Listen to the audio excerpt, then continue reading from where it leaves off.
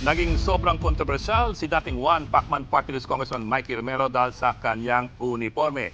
Ito pa lang si Romero, ginawa ng isang general sa AFP Reserves. Na-confirm ang kanyang appointment nito lamang August 13.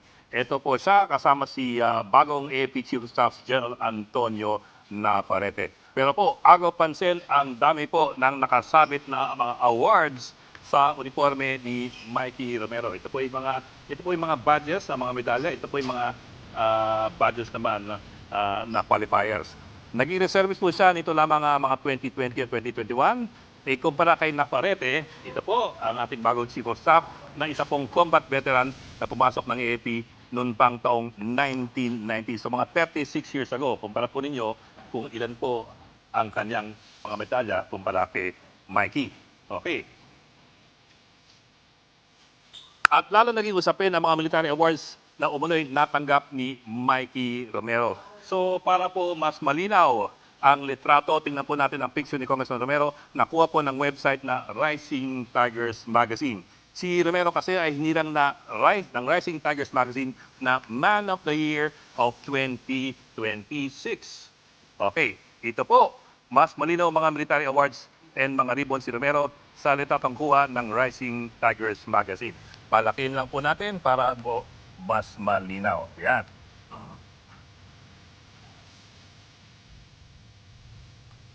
Ito po ang sinasabing pinaka-controversial na award ni Romero. Ito pong kulay blue na merong tatlong puti na stripes. Yan po ang Gold Cross Award. Bakit po controversial? Ito po ay ginagawad lamang sa mga combat veterans nagpakita ng direct gallantry, bravery, or valor during combat. Ito po ang third highest combat medal na binibigay ng AFP. Sabi nga ng isang Gold Cross awardee na nakausap ko kagabi, napakahirap po makakuha nito, dadaan ka talaga sa butas ng karayom. At lalong imposibleng makuha ito ng isang taong hindi pa raw napapasabak sa digmaan. Hindi lang po yan, may 4 pa na medalya na ngayon nakwe-question. Ito po, ang Luzon Anti-Dissidence Campaign Ribbon, binibigay sa mga sumama sa counter-insurgency campaigns ng gobyerno sa Luzon. Sa AP Awards and Decorations Manual, minimum requirement para sa campaign ribbon na ito ay 6 months deployment sa counter-insurgency operations. Ito naman po ang Visayas Anti-Dissidence Campaign at ito naman ang Mindanao Anti-Dissidence Campaign Ribbon. Dapat din 6 months minimum na participation sa kampanya doon po sa lugar na yon. Ito naman, nasa bandang baba. Yan po ang Kalayaan Island Group Campaign Ribbon. Kailangan mo ng 2 months immersion sa Kalayaan Island Group o kung tawagin natin ngayon ay Spratly Islands. 2 buwan po. Ito naman po, kung mapapansin ninyo, itong mga tuldok-tuldok na ito. Yan po, dami.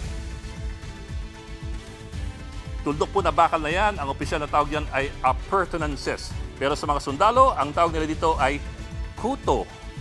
Kung magawaran ka ng isa pang karagdagang Gold Cross, halimbawa, pwede ka magdagdag ng kuto sa iyong ribbon. Ang ilan po sa mga ribbon ni Romero may 4 na kuto. Ibig sabihin, paulit-ulit na raw siyang binibigyan ng award ng parehong medalya. So yan po, nakatiga-4 na paulit-ulit. Sa isang pahayag, sinabi ni Romero kahapon na hindi naman niya hiningi ang mga award niya at kusang binigay raw ito ng AFP sa kanya. Tumulong din daw siya sa AFP modernization at sumama sa mga tinatawag niyang frontline mission sa Pag-asa Island, Batanes, Basilan at sa Jolo. Bagay naman na dapat nga pahalagahan.